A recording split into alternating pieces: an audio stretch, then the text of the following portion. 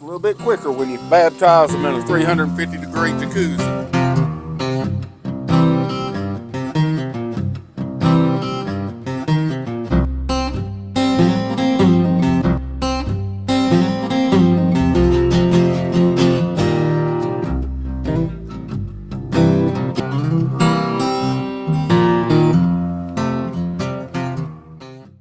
Hey everybody, welcome back to another Rob Reacts video. Been a while since I've done one of these, but Nick has dropped another video for the Fat Electrician. There will be a link to his channel so you can go check out the original content. Nick does an awesome job of finding a historical event that very little people know about, doing a deep dive into it, and putting together a great, entertaining snapshot piece of history for all of us to learn from. And I pick up something every time I watch one of his videos. Now, he does have a couple of other endeavors that he's doing. He's got the Fat Files, which he's not looking at military history stuff. He's looking at how businesses and corporations started, and he deep dives into their history, much like he does on these military videos that he does. But he has, on Pepperbox is a pay-for service, and I highly recommend, if you like Nick's content, if you like the Unsub guys, Brandon Herrera, Donut Operator, Angry Cop, Habitual Line Crosser, all these guys are uncensored and over on Pepperbox, and for a nominal monthly fee you can join up and you get uncensored videos with no commercials. I love looking at them there. I have not looked at this video. This is brand new, so I won't post it for a couple of days. I'm going to make sure that everybody gets to look at the original content before they start looking for a reaction.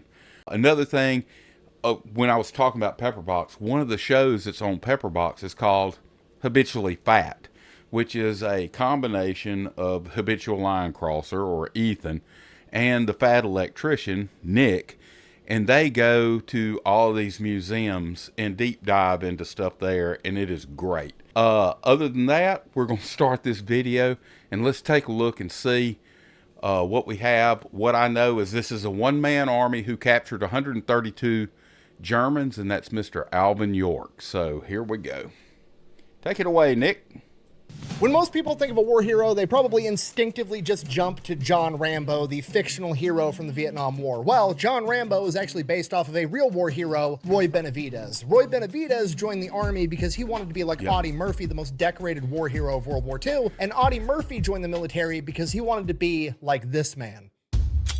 Today we're talking about Alvin York, a 6-foot, 215-pound, red-headed hillbilly blacksmith from the mountains of Tennessee that was drafted into World War I despite his desire to be a conscientious objector due to his devout Christian beliefs. By the time his paperwork had cleared recognizing him as a conscientious objector, he decided to go into combat anyways because he had become convinced that he was on a mission from God to protect the innocent, and he would go on to become one of America's greatest war heroes in World War I. And we're going to get into it right after a word from our sponsor.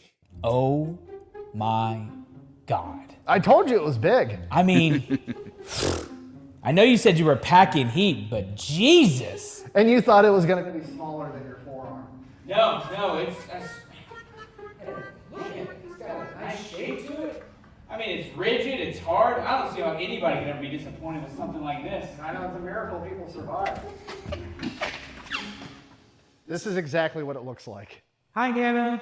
All right, here's the deal. Super simple, straightforward business model. You give them money, they turn around and make sure that data brokers on the internet aren't selling your personal information. What does that even mean? Okay, here's the entire internet and every free service on the planet inside of a nutshell, okay? There's a saying, if you're not paying for the product, you are the product. What that means is pretty much anything on the internet that you use, that's a service, whether that be Google, Facebook, Instagram, Snapchat, all of it, okay? It's all an app. So one of two things is happening. They're either gonna feed you ads, and that's how that company makes money since their service is free, or or they're going to collect your personal information, then turn around and sell it to data brokers on the internet, and then they're going to turn around and sell it to whoever buys it, and next thing you know, you're getting 17,000 robocalls every single day. And that's where Delete Me comes in. They will look through all the major data brokers and find the ones that are selling your personal information and submit opt-out requests on your behalf, and then they are legally obligated to comply. And then they'll continue to monitor these data brokers, and if they get your information again, Delete Me will submit an opt-out request again. Basically, you're paying Delete Me to get rid of all the downsides of all of the free stuff on the internet, which I think is absolutely worth it. If you want to check them out, I'll have a link and a discount code down below. Let's get back to the video.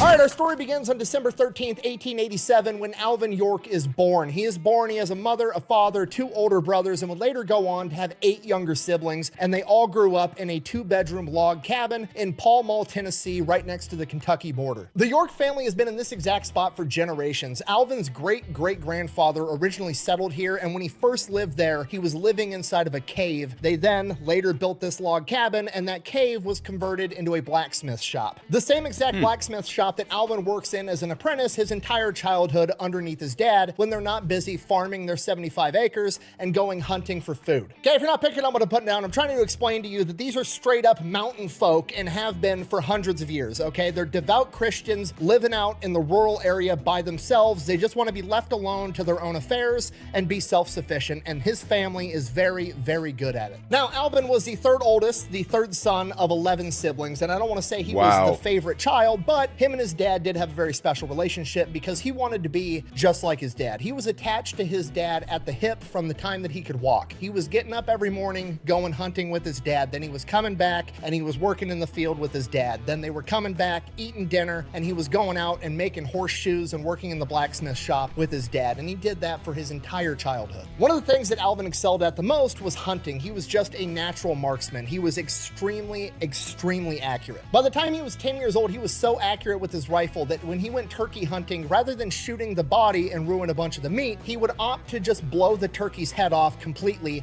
saving all of the meat. Bear in mind, this is with a Civil War era black powder musket, not a shotgun, so that's extremely impressive. By the time he was a teenager, the nearest town, Pall Mall, Tennessee, would have shooting competitions every weekend, and sometimes these shooting competitions would have prizes. There'd be 4 separate events. If you won one of the events, the prize wasn't cash, it was a cow, so you would actually win a quarter of that cow. Young teenage Alvin York would walk miles into town, partake in this shooting competition with his muzzleloader, win all 4 events, and then opt to just take the whole cow and walk it home so he didn't have to carry all the slaughtered meat himself, and he would then slaughter the cow once he got home. That's all.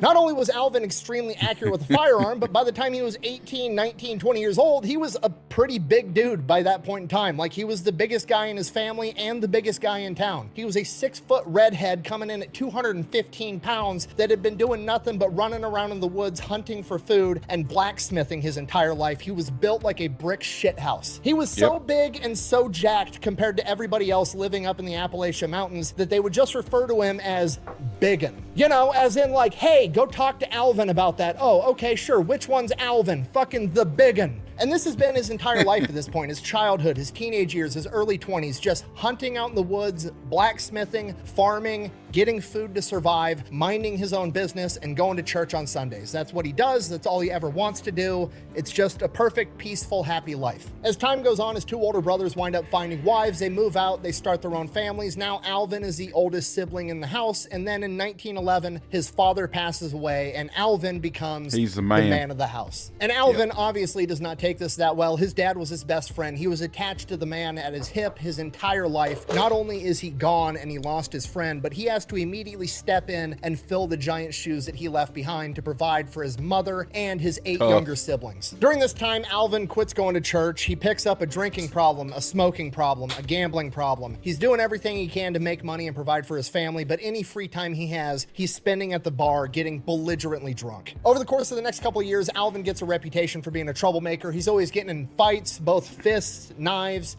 Thankfully, he's able to avoid gunfights because anytime somebody wants to pull a gun because he's a big dude, he pulls out his gun and shoots something as a demonstration of how accurate he is. One account said a man pulled a gun on him, he pulled out his gun and then shot the head off a lizard behind him. At which point, that guy was like, you know what? Never mind. I'm good. Puts the gun back away, which is probably the correct answer. Now, this raises a question. How does he always get in all these fights, but he never actually gets in trouble? Well, one, this is the early 1900s in rural Tennessee and Appalachia, so there isn't much law enforcement. But to make things worse, his preferred bar is known as the Blind Tiger, which is literally on the border between Kentucky and Tennessee. And inside the bar, there's a white line painted across the floor labeling each state. Kentucky and Tennessee. So even when the sheriffs did show up, all anybody in the bar would do is if the Tennessee sheriffs showed up, they would walk over to the Kentucky side and be like, you don't have any jurisdiction here, and vice versa. You're just out of our jurisdiction.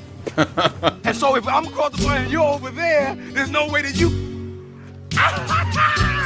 Now to us, modern day people, obviously this sounds a little bit ridiculous that they would just walk across a painted line on the ground like it was, you know, a salt line that demons can't cross and the law enforcement can't get you. But back then, that's really how it went, because if 1, 2, even 3 deputies showed up to a bar fight and there's 40 people in the bar and they all walk to the other side and they're like, you have no jurisdiction here, and the other 40 dudes all have guns, guess what? You don't really have any jurisdiction here. The only jurisdiction you have is to lose a 40-on-3 gunfight. Okay, this is 1912, rural Tennessee. There's no calling for backup for the sheriff's department. There's no local police department. There's no highway patrol. There's no National Guard, no FBI, no feds. Nobody's coming to back you up. If you get into some shit with the wrong people, you're just gonna be another motherfucker that went missing in the mountains of Appalachia. Yep. The end. So Alvin York is just kind of an unstoppable terror on the town when he's drunk. He gets mean, he's huge, you can't beat him in a fist fight, you can't beat him in a gunfight. There's not really anything you can do to the guy. He winds up getting accused of selling stolen guns, never gets in trouble for it. He'd walk out of the bar at sunrise, absolutely hammered. A rooster would crow. He'd pull out his gun and shoot somebody's rooster just because he was hungover and didn't want to hear it. He'd be drunk in the middle of the town yelling while church is in session, trying to disrupt everything. Just, there was nothing anybody could do about the guy, and this went on for years. And the entire time, he's just breaking his mom's heart, because this is not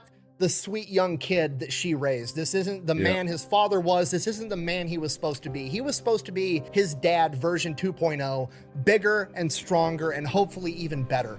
And he's just not turning out that way. Then on New Year's Eve, 1914, Alvin goes out drinking, comes back home, 3 in the morning, pissed drunk, and his mom stays up all night waiting for him. And she finally confronts him and just says, Alvin, when are you gonna start being the man that your father and your grandfathers were? And the words hit Alvin like an absolute truck. He knows what he's been doing is wrong, and he just breaks down. He's literally on his knees, sobbing with his head in his mom's lap, crying and apologizing.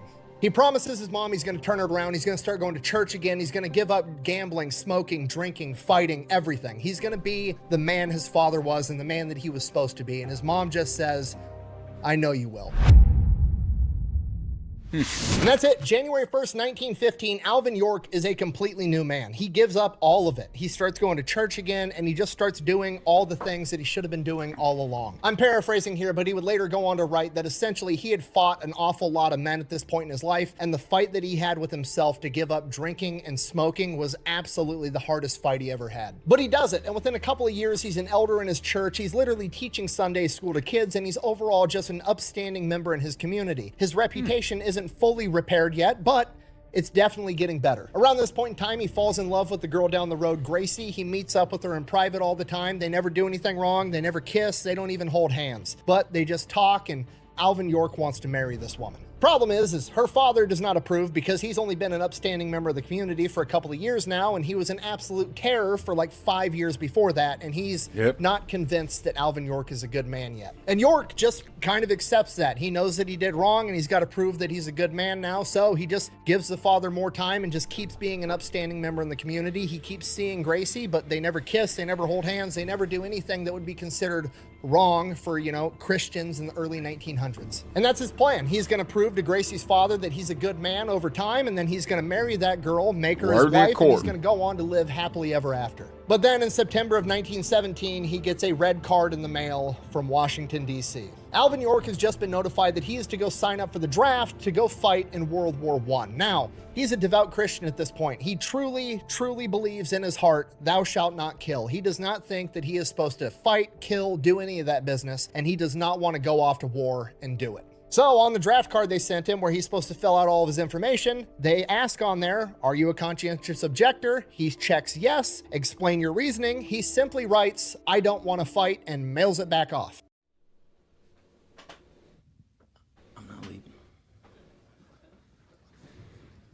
I'm not fucking leaving. Obviously, that gets rejected. Alvin York, kind of not knowing what to do, goes to the pastor for help. The pastor helps him file an appeal to send it off to Nashville, and with that appeal, he has 2 sworn statements, one from Alvin, one from the pastor, saying, hey, this is his religion. He's not supposed to be killing people. He should be recognized as a conscientious objector. They mail that off to Nashville, and it still gets rejected again. And the reasoning behind that is because Alvin York's sect of Christianity was Pentecostal, which is a fairly new sect of Christianity at this point in time. I believe it started in the early 1900s as kind of a veer off from Methodist. So the draft committee in Nashville is essentially like, look, this is a new church. It's not nationwide. It's not well recognized. All the other mainstream Christian denominations, it is Catholic, now. Orthodox, Baptist, Methodist, Lutheran, they're all getting drafted and going off to war. You guys can too. At this point in time, unless you were like actually a pastor or priest in one of these Christian denominations, conscientious objector status was more reserved for like Quakers, Amish, and Mennonites. So that's it. Alvin York's getting drafted. By November, he's got orders to report for duty, and by February, he is attached to G Company of the 328th Battalion of the 82nd Infantry Division, also known as the All-American Division. Now, typically at this point in time in World War I, World War II, divisions are kind of divvied up by the region that they come from, right? Like the 34th Infantry Division is a bunch of guys from the Midwest. The 77th Infantry Division is a bunch of guys from New York and New Jersey. The 442nd Infantry Regiment is a bunch of Japanese Americans from the West Coast and Hawaii. But the 82nd Infantry Division in World War I is kind of an experiment because they just threw everybody into the same infantry division. Melting They've pot. got people from all 50 states, and 20% of the men weren't even born in America. So you can imagine the culture shock for Alvin, some hillbilly that's lived in rural Tennessee his entire life, probably never traveled more than 60 miles away from his Meeting home, some and guy now from he's New in York this place City. surrounded by people from all 50 states, Poles, Italians, Greeks. It's absolutely crazy. Alvin later said he'd never seen a group of men that could outdrink, outcurse, and outfight these guys, and that's why they are the All-American Division, because they are the embodiment of the concept of the American melting pot. And that's why their logo today says AA on it, for athletic alcoholics. I mean, All-American. He's absolutely right. So he goes into training. York starts doing everything he's told to do to the best of his ability, but in the background, he's still kind of trying to go through the paperwork, go through the chain of command, and get himself recognized as a conscientious objector, because at the end of the day, he still does not want to go off and have to take somebody's life, because he truly believes thou shalt not kill. You know, quite a bit of killing does occur in a war. Despite that, if push comes to shove, it's looking like he might be the best man at doing it, because he grew up his entire life no-scope headshotting turkeys with a Civil War era muzzleloader, and the Army has just given him a model 1917 Enfield high-powered rifle chambered in .30-06, and this thing is an absolute killing machine in the hands of Alvin York. He is sitting there in training, hitting bullseye after bullseye. He is the best shot in the entire division. You got to remember, pretty broad group of people. There's a lot of people in this division that grew up in a city that have never even seen a rifle, and Alvin's been handling one since he could walk. Also around this point, York starts keeping a diary, mostly just his personal thoughts on how he's dealing with the potential, internal struggle of having to go off to war and take somebody's life when he doesn't feel like that's the right thing to do. And eventually,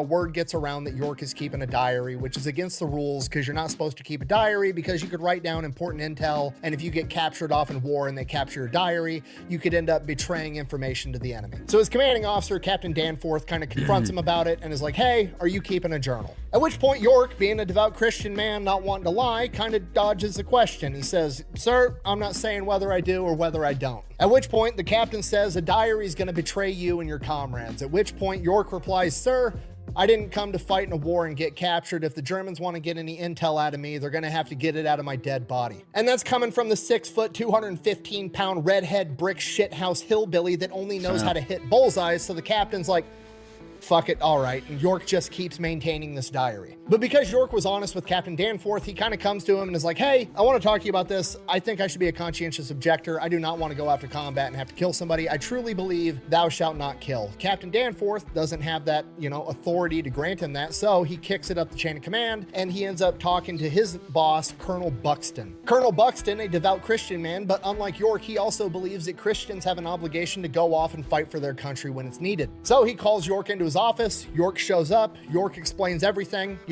devout Christian, elder in my church. thou shalt not kill, at which point Colonel Buxton is like, so do you believe everything that's in the Bible? To which York is like, absolutely, yes, sir. At which point Buxton hits him with a verse from the Bible. Luke 22, he who hath no sword, let him sell his garment and buy one. York immediately fires back with another piece of scripture that supports his position. Then Colonel Buxton fires back with another piece of scripture that supports his. And they go back and forth having this scripture rap battle for over an hour. Book of Isaiah, chapter 6.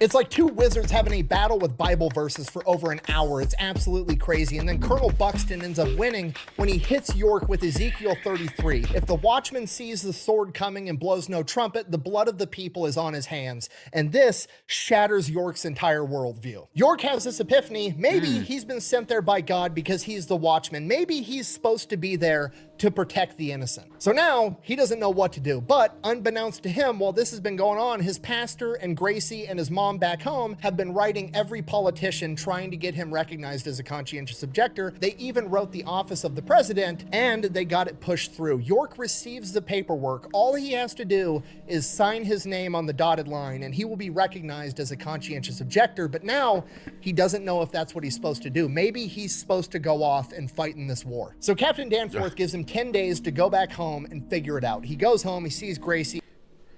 So that colonel acted as a spiritual leader to this young man by taking him for over an hour through scripture. That's pretty impressive. She supports whatever he's going to do. And then he just goes out in the woods on his favorite rock with his Bible. And he sits there for 36 hours reading the Bible and praying. Doesn't eat, doesn't drink, fasts the entire time. We don't really know what happened up there, but we do know when he comes back down, he decides that he's going to go off to war. Okay, pause, just so we're all on the same page. Whether you're religious and believe in this type of stuff, or you're an atheist, or you're religious but you believe York might be a little bit crazy, none of that matters. The only thing that matters with this now is that the 6-foot-tall, redhead, brick shithouse expert marksman now believes that he is on a mission from God to defend the innocent, and that should terrify absolutely everybody. Okay, and if you don't understand the significance of this, I've been doing combat sports my entire life. Taekwondo, karate, boxing, kickboxing. I'm a jiu-jitsu coach. I've got certifications in MACP from my time in the Army. If you name a combat sport, I've probably done it to some extent, and I've done it against a broad demographic of people. And I'm telling you right now, the toughest people on the planet are these rural farm kids that grew up in the middle of bumfuck nowhere. You borderline have to kill them just to get them to slow down, and that's when they're doing it for fun, okay? I've never had to compete against one of these dudes when they thought they were on a mission from God to defeat me, and I'm gonna be honest, I don't want to. It sounds like an absolutely horrible time. So York finishes up his 10 days of leave, heads back over to G Company, reports to Captain Danforth. Captain Danforth asks him if he wants to fight Germans. York replies, if a man can make peace through fighting, he's a peacemaker. And with that, they ship off to war. May 1st, they board the ship to head across the Atlantic Ocean, and York has never seen the ocean before. It's the most beautiful, incredible thing he's ever seen in his entire life. He's just completely awestruck at its beauty. And then 5 minutes later, he's violently puking and he gets seasick the entire voyage. So the 82nd makes it into theater in June 1918, and they spend the first couple of months there kind of getting rotated into reserve positions. You know, they're occupying trenches that aren't seeing a lot of combat, or they're going out on patrols. They do see some combat. They get hit with artillery. There's sniper fire, but it's not the front line. Like, it's not where all the action is happening. Despite that, during this time, York really lays down a pretty impressive demonstration of his faith, because this dude, again, believes that he's on a mission from God, and in his mind, God's not going to let him get hurt, and even if he does, it's part of God's plan, so it's okay. He does not give a fuck about anything. Like, they have enemy artillery fire coming in, everybody else is hitting the dirt, hiding in foxholes, and York is just standing there like, it'll be fine, God's going to protect me, which sounds stupid, but it's not stupid if it works, and it works the entire time. The dude never gets so much as a scratch. In his journal, he literally writes that enemy sniper fire when it's close sounds like angry bumblebees when I used to rob their nest back at home. Like, everybody else is having the worst time of their life, and him almost getting his head taken off by an enemy sniper is bringing back fond childhood memories. I'm in danger. Okay, he also wrote in his journal, quote, "There's no use in worrying about shells if you can't alter things. Just ask God to help you and accept it. Men who worry destroy their peace of mind without doing any good." Okay, he's like the Terminator version of the slightly awkward homeschooled kid kid that you met at your first job in high school. Okay, don't give me that look, you know exactly what I'm talking about. From here, they start seeing more heavy combat. They have to go in and push the Germans out of this stronghold called St. Mihail. They go in, they push the Germans out. The Germans end up retreating. They take over the town. Hooray. After they take over the town, right outside the town, there's all these vineyards full of fresh grapes. Grapes are essentially candy, and these guys have been eating army rations for months. That sounds delicious. So all the soldiers are going out into these vineyards. They're eating grapes. The Germans send up weather balloons. They end up spotting a bunch of soldiers in these vineyards, and they start dropping artillery on them. All the soldiers retreat. The chain of command's like, okay, no more going out in the vineyards to eat grapes because they're going to blow your ass up. But Sergeant York knows he's not going to get blown up because God's going to protect him. So he sneaks off on his own against orders to go eat some grapes. Sergeant York is out there. It's peaceful. He's eating grapes. He's having a moment to himself in the silence, and then he turns around, and it's Captain Danforth. And they kind of look at each other like, oh shit, we're both caught. And Captain Danforth is like, you're not supposed to be here. And York is like, yes, sir. Neither and are Captain you. Danforth is like, these grapes are delicious. And York is like, yes, sir.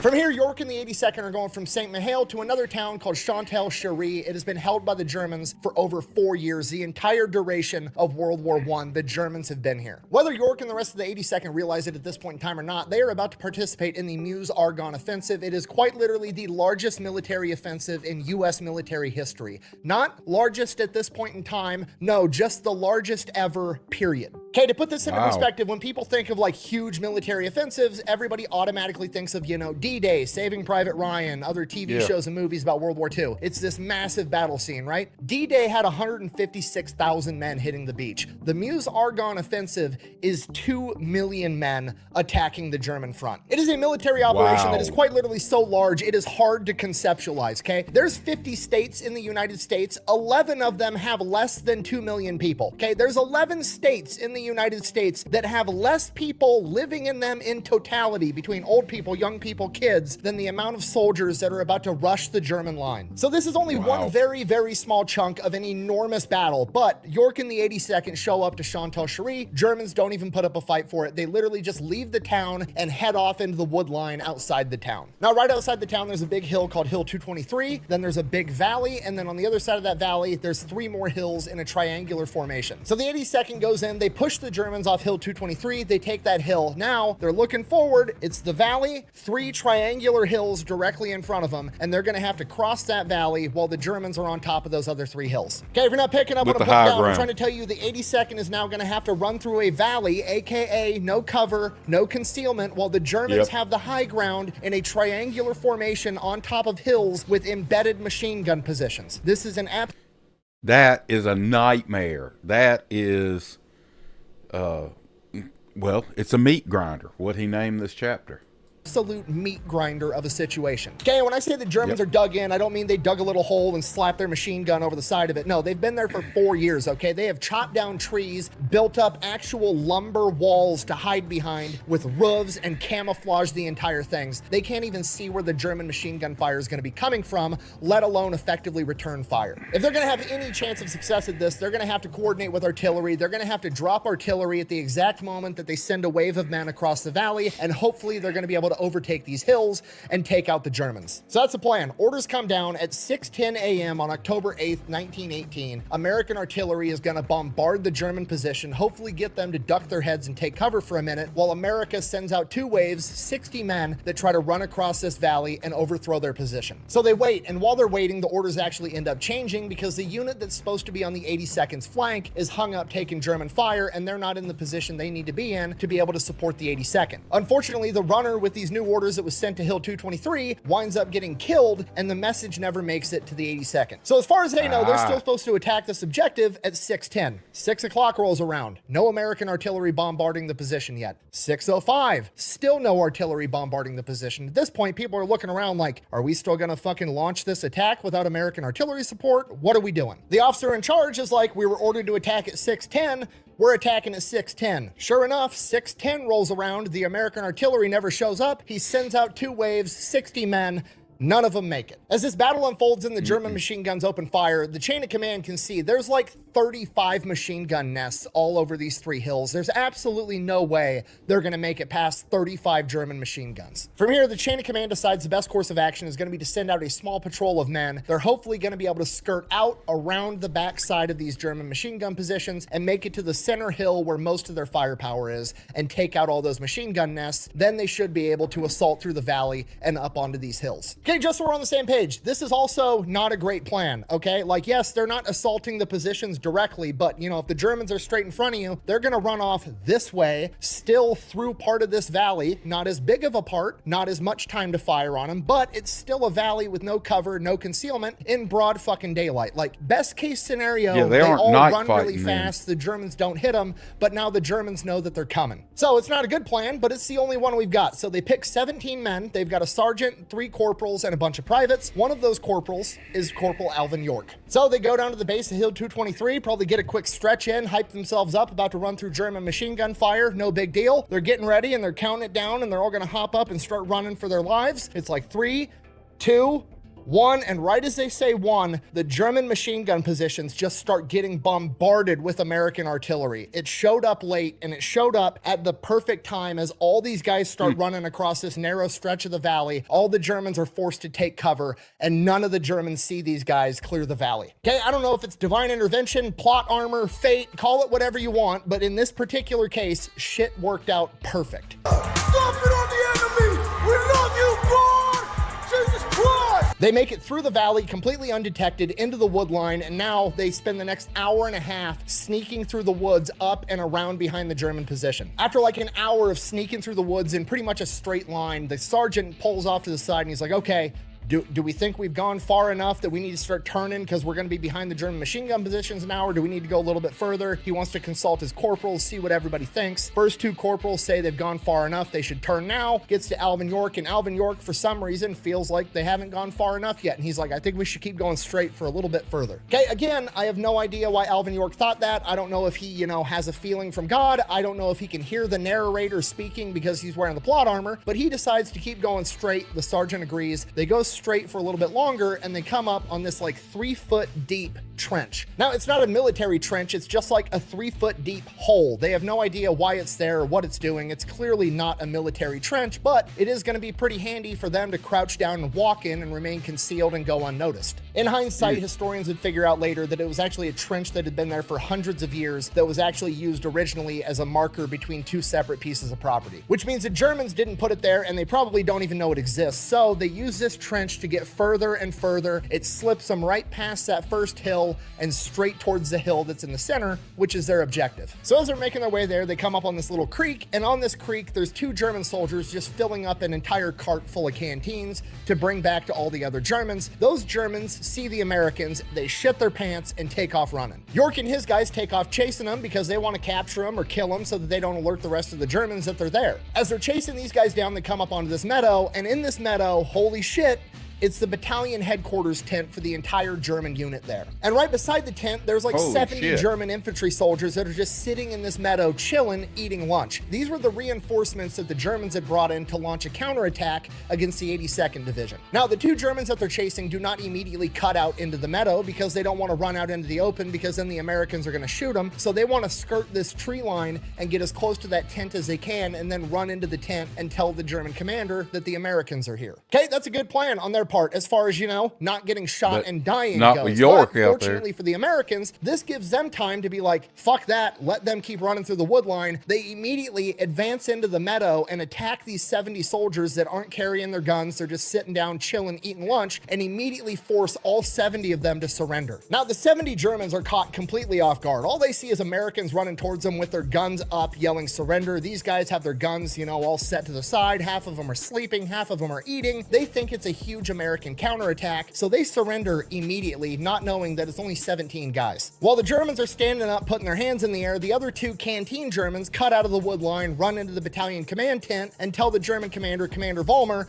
the Americans are attacking. He freaks out, grabs his pistol, turns around, goes to tell the 70 infantry troops that just showed up, get ready for a fight, and what he sees is they're already standing with their arms up in the air. They've already surrendered, and he's like, what the fuck?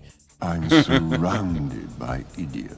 He then turns around again, probably trying to quickly send a runner or send a radio transmission to his other guys up on the hill, letting them know the Americans are here, and right in front of him is 6-foot-tall, red-haired, red-mustached, ginger Alvin York standing there with his gun, and he's like, surrender. So Commander Vulmer, who actually went to college in Chicago and in Alvin York's own words, speaks better English than he does, understands exactly what Alvin York said, and agrees to surrender. York and Vulmer then leave the tent and they go out, and York's going to talk to the rest of his guys, and the Germans on top of Hill 2 with their machine guns have figured out something is going on, and they scream down at the Germans in German, presumably saying, "Get down." All the Germans drop and the German machine guns open fire. Before York's guys even know what's going on, they are already getting lit up by these German machine guns. In a matter of seconds, 6 Americans are killed, 3 are injured, leaving 8 men left in play with 70 prisoners and German machine gunners up on the hill opening fire on them. Of the 9 American casualties, they include the sergeant and the other 2 corporals, meaning that the only corporal, the only NCO, the only leadership position left in play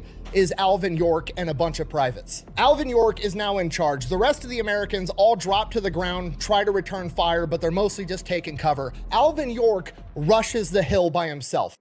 So, I'm gonna kill each and every one of you, and the only disappointment in it for me is that I only get to do it once. The privates then get themselves oriented to the situation, and the 7 remaining dudes are both returning fire, trying to provide covering fire for Alvin York, while also trying to make sure that the 70 unarmed Germans behind them don't jump them and overpower them. York continues to advance under enemy fire, reaches a little swell on the ground, and drops down into a prone position, not because he's trying to avoid bullet fire. God does that for him. He just drops down to prone so he can be more accurate. So now he's looking down the sights of his rifle, and he's just waiting for the German helmet to pop up. He's sitting there, he's yelling, "Surrender, give up." He's literally trying to be a nice guy about this. German helmet pops up, domes the guy immediately. And in the back of his head, all he can think is, man, these German heads are way bigger than the heads of turkeys back home when I was hunting. He's still continuing to shout surrender as German helmets keep popping up trying to man the machine gun, and every time a German helmet pops up, he fucking drops them. You are amazing at this. How did you get so good? Whacking moles. And this goes on for a minute. Alvin York just being the polite homeschool kid Terminator, literally like, guys, seriously, please surrender. Bang. Okay, that's enough now. You guys can quit. Bang. Okay, guys, please surrender. Bang. During this phase of the battle, Alvin York is credited with somewhere between 18 and 23 kills. Okay, now to understand and comprehend what's going to happen next, you have to understand the perspective of the Germans that are up on top of the hill. They have the high ground, they have machine guns, they have fortified fighting positions, and they are in a firefight with one man, some 6-foot-tall ginger hillbilly from Tennessee, and somehow they're losing. And every time one of them builds up the courage to pop up over the berm, man the machine gun to return fire, this giant ginger sends their brain on a field trip. And just so we're all on the same page, York is shooting an infield chambered in 30-06. That is a high-powered rifle cartridge that is commonly used for hunting elk and moose. This rifle and this round is significantly more powerful and way more scary than the scary AR-15s shooting 5.56 that the Army uses today. To put it into perspective, here's a watermelon getting shot by 5.56 and 30-06 at 16,000 frames per second. Okay, if you're not picking up what I'm putting down, I'm trying to tell you that if you're a German on top of that hill and you've just seen 20 of your buddies get their eyebrows sent into fucking orbit, that's starting to look like not that great of an idea, and you're probably looking for alternatives. Bearing that in... Now, let's talk about that for a second. The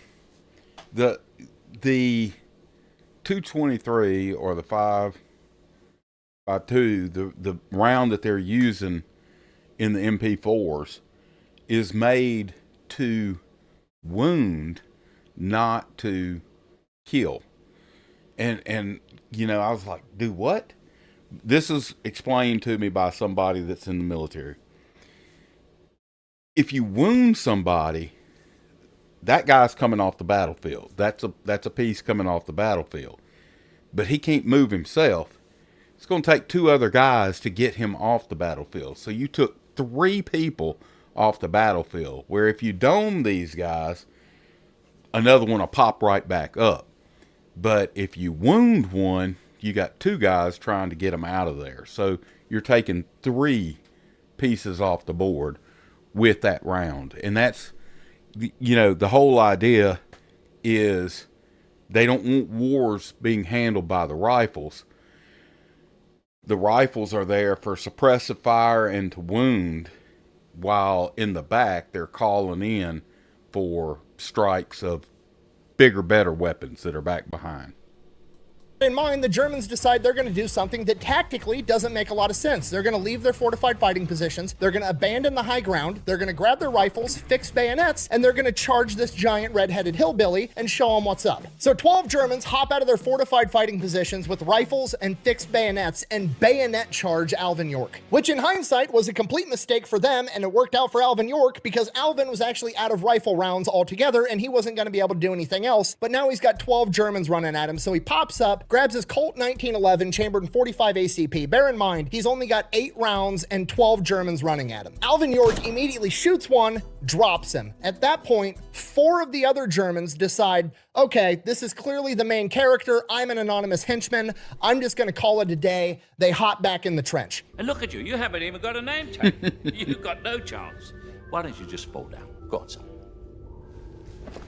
So now there's 7 Germans still bayonet charging him, and he has 7 bullets. He has to be absolutely perfect. Now, from the lead German's perspective, the guy that's out in front, obviously, he's the one that's going to get shot first. I mean, right? That's what makes sense. You shoot the closest threat first. That way nobody comes to get you, right? So as long as he doesn't get shot, everything's going great. He sees Alvin York fire. The bullet whizzes past him. Alvin York missed, fires again, another bullet whizzes past him, again. All of the bullets, all 6 of them go whizzing right past him. He's got 1 bullet left, he gets shot directly in the stomach and drops. But what actually happened, Alvin York didn't miss. He didn't miss a single time. Alvin York knew that if he shot the dude in the front, everybody behind him was going to see it, and they were all going to take cover, and he wasn't going to have any ammo. So he decided to take out the Germans the same way that you shoot a flock of geese that are flying, and he took out the geese at the rear of the formation first, working his way to the front so the formation didn't scatter. He was shooting the man in the back instead of the man in the front and dropped all 7 Germans. Now, cutting back to Alvin York's perspective during this bayonet charge where he's using bird hunting tactics to kill Nazis, he has bullets whizzing past him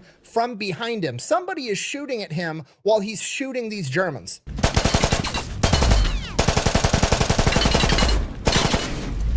It's that German commander Vulmer, because remember, nobody bothered to take his pistol away from inside the tent because shit hit the fan so fast, and he's trying to save his own guys, which is pretty understandable. So while York is shooting at Germans with his pistol, Vulmer is shooting at York with his pistol, and York doesn't give one single fuck, because remember, he's on a mission from God, and God is going to protect him, and if he doesn't get protected, it's all part of God's plan, so it's going to be fine. So York just focuses on what he's doing and lets everything else work itself out, and of course, doesn't get a single scratch on him the entire time. Vulmer empties the pistol, misses every single shot. York lands every one of his.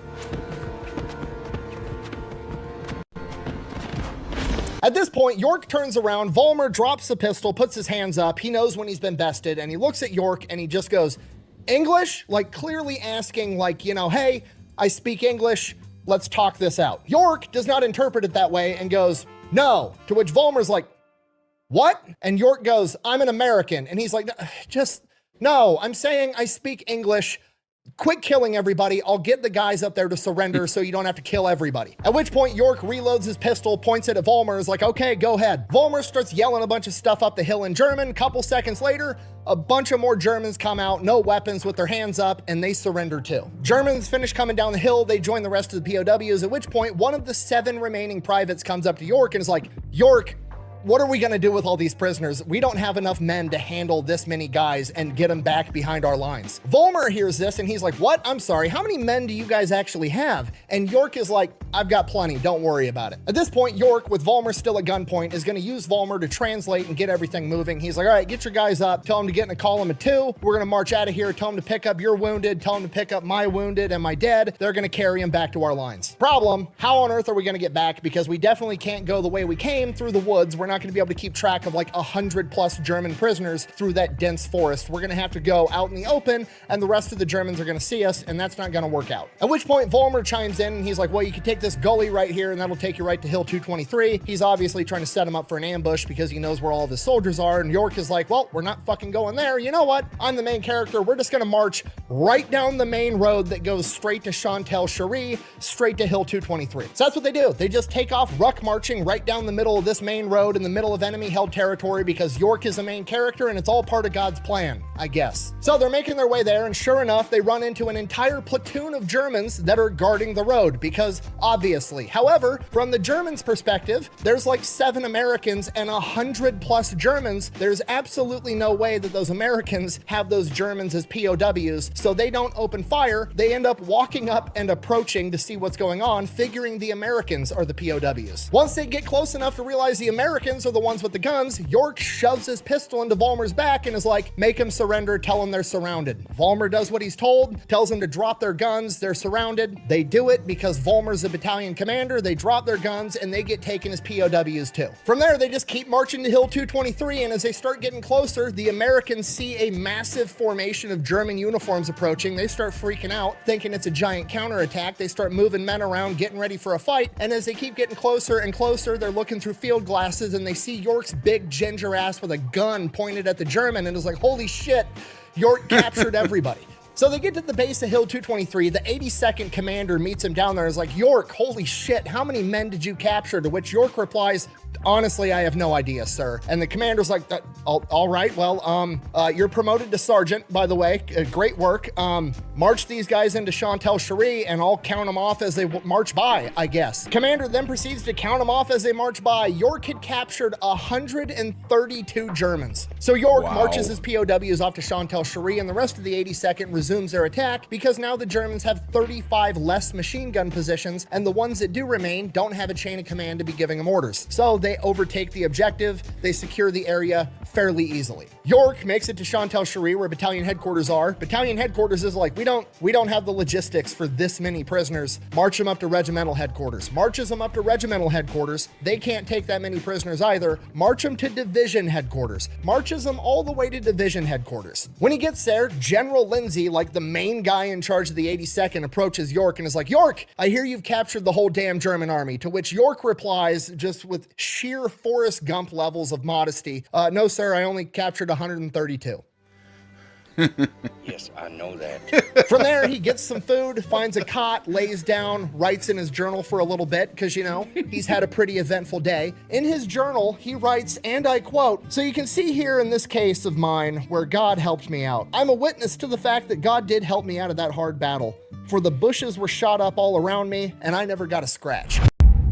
That man had faith. Next morning, York reports back to Captain Danforth, and he requests to take out a small detail to go back to the site of his battle and look for any survivors, because that's just the type of guy that York is. Captain Danforth not only agrees to let him do it, but he's like, I'm going with you, and he brings some other high-ranking officers with him because they want to hear York explain what the fuck happened. By the time they get out there, there's no survivors. All the dead bodies have already been removed. There was never an official body count of how many Germans York killed, but pretty much everybody agrees it's somewhere between 20 and 30 that he had killed single-handedly. York then takes him to the patch of grass that was his firing position, and, you know, he was in the heat of battle. He wasn't really paying attention to what was going on. It was all part of God's plan. But looking at it in retrospect, everything around the patch of grass that he was on is absolutely shot to shit. Just hundreds of bullet holes all over it. None of them hit Alvin York. He dropped his canteen during that firefight. That canteen was still there, feet from his position, and that canteen had 18 bullet holes in it. Okay, literally the holy canteen. It's all part of God's plan. York finishes explaining everything that happened there. They head back to headquarters. This is like a big deal, right? I mean, you're gonna probably give this guy the Medal of Honor. They gotta really know what happened, and this sounds so incredibly unbelievable. Like, they need to make sure this actually happened before they write this up, right? So they interview York twice. Same exact story every time. He's incredibly modest about the entire thing, tries to give as much credit to the other 7 privates as he can. They interview the 7 privates. All 7 privates are like, Alvin York's a fucking superhero. They interview some of the Germans. The Germans are like, it was fucking crazy. I don't know. We couldn't hit the guy with bullets. They interview Vulmer. The story is the same across everybody. It's one of the most well-researched battles ever. From here, a couple of weeks go by. By October 28th, 1918, his unit gets pulled back out of the Argon. They go to the rear, and then he gets placed on 10 days leave on November 1st. And while he's on leave, he sends a postcard back home to his mother. You know, he's probably got a lot to tell her. That postcard reads, and I quote, "Hello, I'm okay. Sending you a postcard view of a little of this country along the coast. It's a nice scene. Well, that's all." He's literally Forrest Gump. That's all I got to say about that.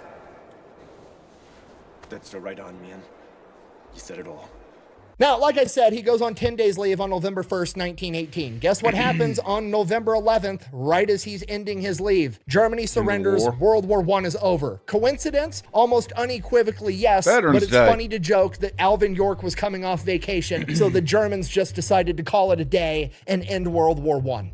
We called him Baba Yaga. From here, Alvin York gets recommended for the Distinguished Service Cross. The only reason they weren't going to give him the Medal of Honor was because, well, the story was too unbelievable and nobody was willing to agree that that actually happened. So they conducted an even more thorough investigation. Turns out it was all 100% legit. They upgraded it to the Medal of Honor. He gets awarded the Medal of Honor. From here, they get sent out to some parade field. They're ordered to pick up all the cigarette butts out of this parade field because there's some fancy French general coming in to do some ceremony or something rather. So York and the rest of the guys are out in this parade field for like 2 days picking up thousands and thousands of cigarette butts. Turns out the French guy that was coming was actually the French guy, Ferdinand Foch, the supreme allied leader of World War I, and he was actually coming for Alvin York. They have a big ceremony and Ferdinand Foch awards Alvin York the French Croix de Guerre, essentially the French version of the Medal of Honor. He pins it right next to York's Medal of Honor and says, and I quote, "What you did was the greatest thing ever accomplished by any soldier in any of the armies of Europe." From here, York gets yanked away. He goes on speaking tours all over France. He does that for a number of months. He's finally ready to go home, goes back to America. The Americans find out. They want to know more about York. He does speaking tours all over America. At this point, he's still in the United States Army. He finally gets released from service, but the American public wants more. They want to know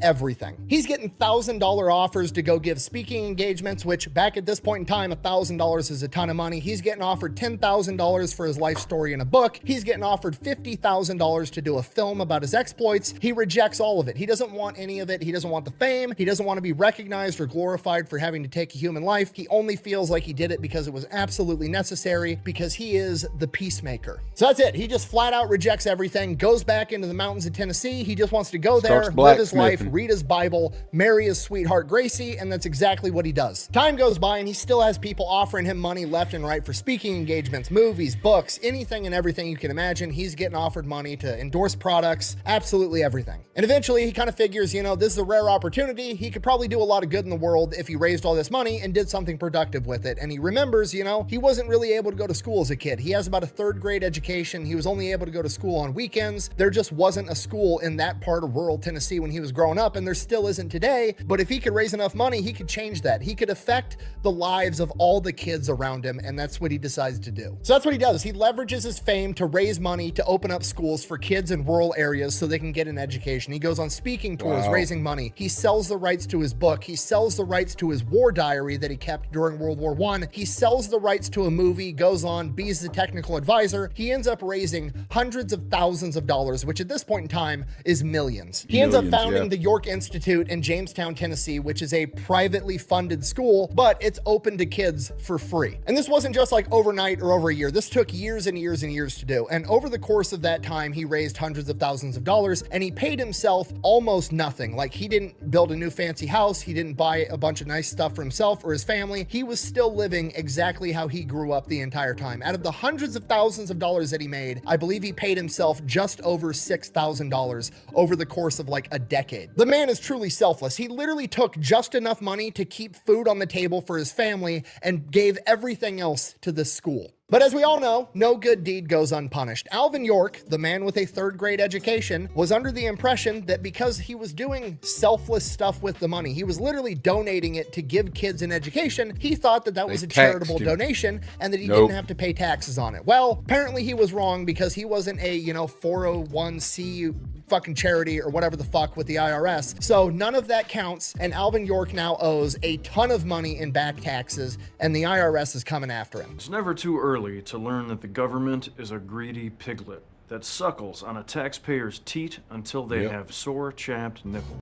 Okay, and just so we're on the same page, this is like now the early 1940s. 2 decades have gone by, and the tax rate at this point in time is absolutely insane. The top marginal income bracket for federal taxes is 81%. He made $134,000 with his hit movie that came out in 1941. The IRS said he owed them like $90,000 of that money. Alvin York didn't have it. He used all the money to build this school and start teaching kids for free. When the IRS told him that he owed all that money, he had a net worth of $21,000.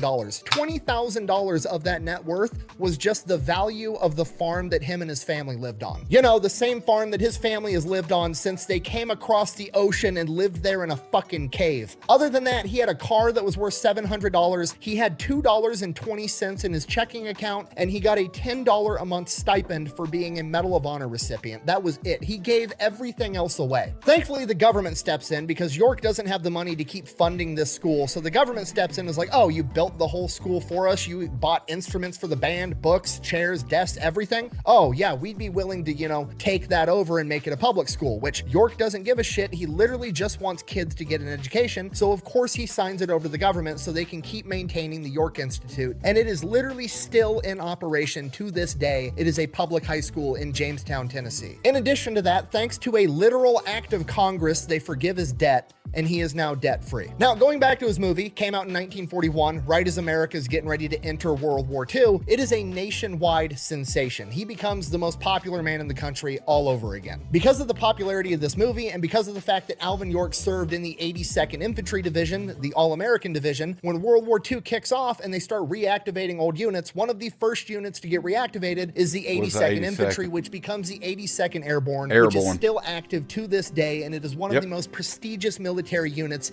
in the United States Army. In addition to that, it inspires tens of thousands of American men to join the military because they want to be a hero too, just like Alvin York. And one of those Americans is Audie Murphy, who would go on to become the most decorated war hero of World War II. Alvin York would go on to pass away at the age of 76, but his legacy lives on both in the school that he helped found and the 82nd Airborne Division. And that time the Army tried to name a god-awful tank after him. Seriously, can we name something else awesome after this guy? Like the next sniper rifle, call it the York Peacemaker. That's a dope name. He deserves it. Let's do that. This man accomplished incredible and unbelievable things both on and off the battlefield, and then afterwards he went on to live a truly selfless life in the service to others. And that is why you should never forget the name Alvin York. Thank you for watching. Best way to support the channel is go buy some merch over at thefatelectrician.com. Quack bang, quack bang out. I'm glad he did bring up the York weapon system. What he didn't talk about, it was supposed to go along that your weapon system was a automated anti-aircraft. It would radar lock onto something and it would do the firing.